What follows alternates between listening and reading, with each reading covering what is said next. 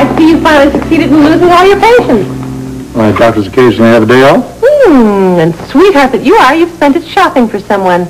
I know, I like flowers. It's springtime anyway. Besides, they'll look nice in the dining room. The fact that Mother happens to love fresh-cut flowers has absolutely nothing to do with it. I like being nice to Mother. What's wrong with that? Particularly when you want her to tell you what's in the new codicil to Father's will. You have all the subtlety of a vampire in a blood bank.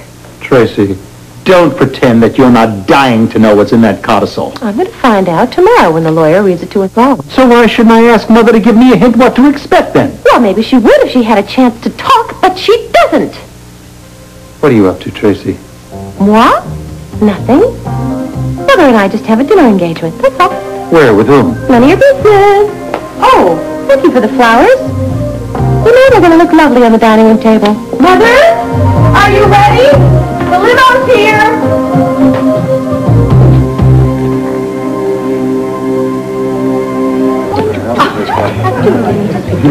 Actually, Father's death was very painful. We had been estranged in the last few years. I came back to Port Charles to let him know how much I cared.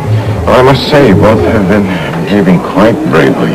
Well, Father never believed in public displays of emotion.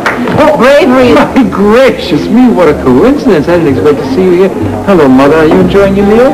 The meal was lovely, Doctor, and I must say the wine was remarkable, even if I do say so myself. Please, won't you join us? Thank you.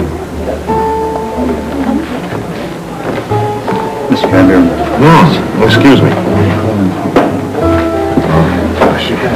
I'm terribly sorry, but something urgent has come up. I must take care of it immediately.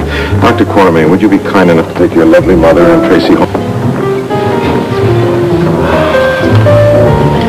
I really think that's really wonderful, bringing a new life into this world. It certainly is nature's way of ensuring us of the continuum. Oh, poetic, Ellen. So poetic. You know, I think this evening has gone on long enough. I'm tired and I'd like to go home. So soon, Mother? Oh, gee, Mother, the night's still young. I'm not sleepy, just tired. And if you want to know the truth, I'm tired of you two behaving like children who've been bad all the year round and are waiting for Christmas Eve. Is that how Father felt when he wrote the new codicil? That sounds so cold-blooded, Tracy. Oh, stop being a hypocrite, Alan.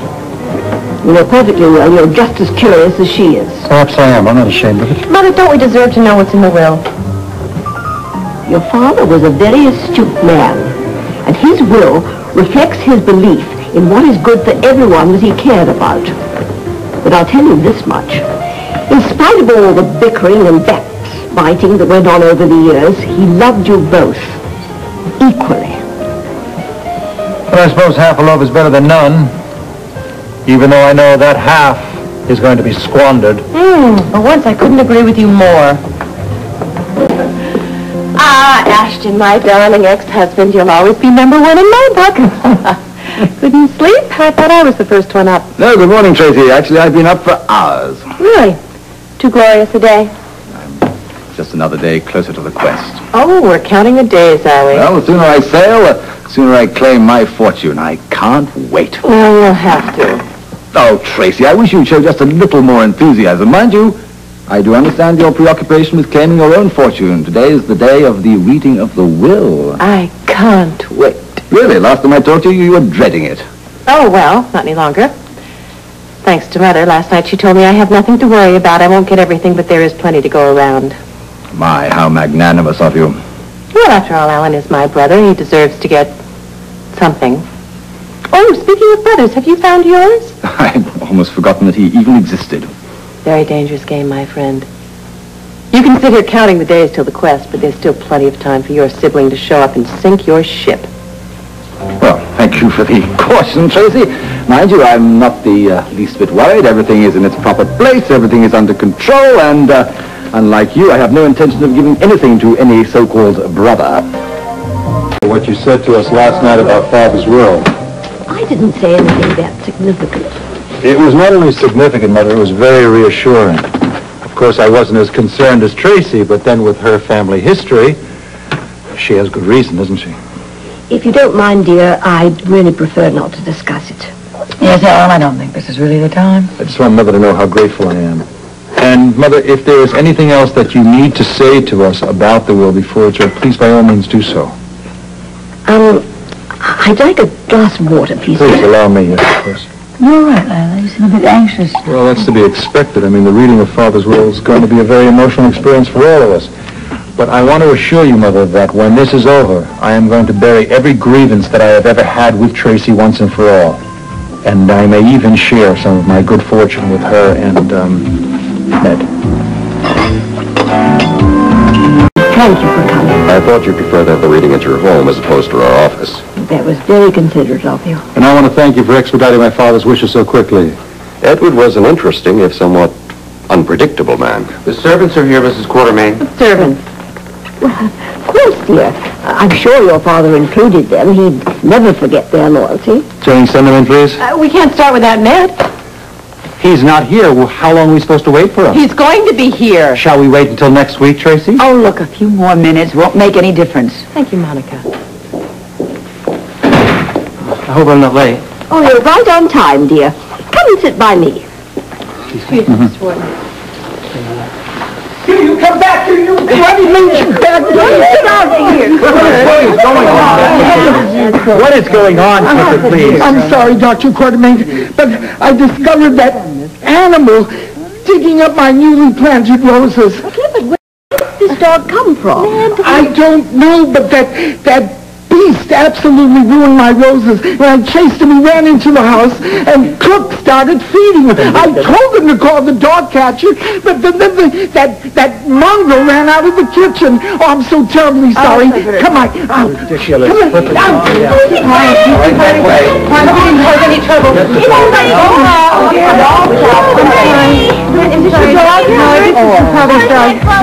Why did you run away from us? He likes Clifford's roses to eat, I think. No, I'm sorry. We tried to catch him, but he wouldn't come. Come on. That's okay. It's all right. Don't worry Just about come out now, please. Thank you so much. Oh, I was just going to call you. Mr. Quartermain's will is about to be read. I hope Clifford didn't hurt the poor puppy. Excuse me, all. Can we please get on with this? Yes, sir. I'm sorry, sir. Are we ready? As ready as we ever will be. Then I'll begin. I, Edward L. Quartermain, being of sound mind and body, hereby state the distribution of my worldly assets, provisions thereof when said minors are of age. Excuse me, Elroy. I understand that to mean that Jason and Alan Jr. have substantial trust funds. Is that correct? Absolutely. Of course, as you've heard, your mother's been amply provided for. And the servants. Jennings, Cook, and Clifford, I hope now that you realize how much Mr. Quartermain thought of you. He really considered you members of the family. I'm overwhelmed by his generosity. Yes, I never expected anything like this. Neither did I. It's more than generous. Well, you're entitled to every penny. Is there much more? Could we get on to the important parts? This is very wearing on Mother. I'm sure my sister means for us to get on to the last codicil. Very well. Again, in Edward's own words. I want you, my children, to know that I haven't taken this action in vain or without thought or purpose. I've modeled it after a man I've admired and tried to emulate throughout my life. His name was Vanderbilt. He, like I, believed that too much money spoiled children. He, like I, wanted only the best for his children. He, like I, decided the best could only come to them if they learned the true value and satisfaction of hard work, not merely the end result of it, money. Therefore, I am breaking with Quartermain tradition and... Wait a minute, that's not possible. And what? And what?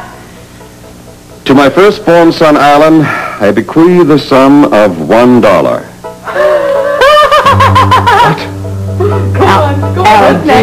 Come on, Alan, take it easy. And to my daughter, Tracy, I want you to understand these are your father's wishes. Go on! And to my daughter, Tracy, I bequeath an equal sum, $1.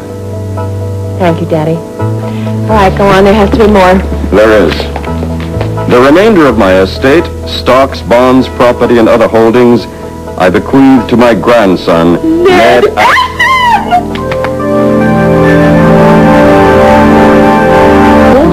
And that, ladies and gentlemen, concludes the last will and testament of Edward Quartermain. Darling. I've got to wake up. This is just a bad dream, isn't it? I don't think so, Alan, unless I was asleep, too. Thank you, Elroy, very much. I know it wasn't easy for you. These things are seldom easy. The staff man. Yes, you can dismiss them now, Jennings. Thank you all very much. I'll let myself out. Mother, I do not believe nor understand how you could have misled me the way you did. No. She said that we would get an equal share, and we did. And I know that Daddy was trying to make amends with me by leaving Ned everything. You're not going to get away with it, either of you. I will fight you with everything I have. Oh, well, then that's not much, is it? $1? You will excuse me. I think I shall go upstairs to bed. I'll help you, Grandmother. Thank you. Yes, I'll come too.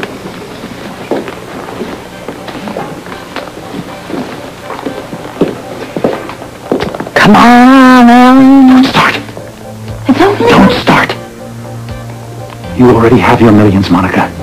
Well, you're not destitute. It is my money, and I shall have it all.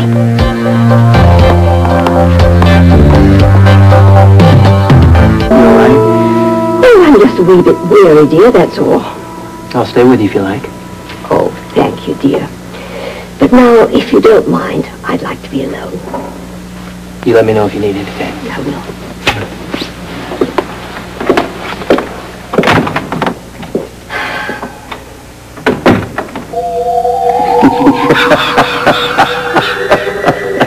Edward, it isn't funny.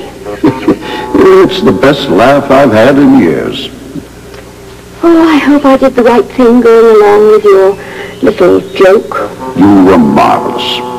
I admit when you first told me what you intended to do, I was against it.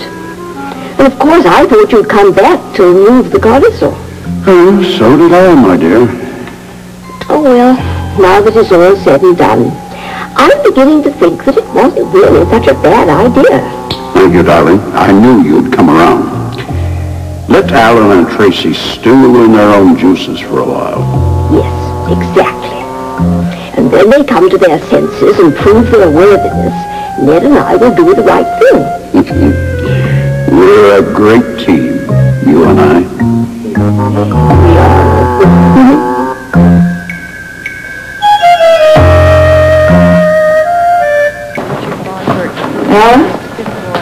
Alan? Hello?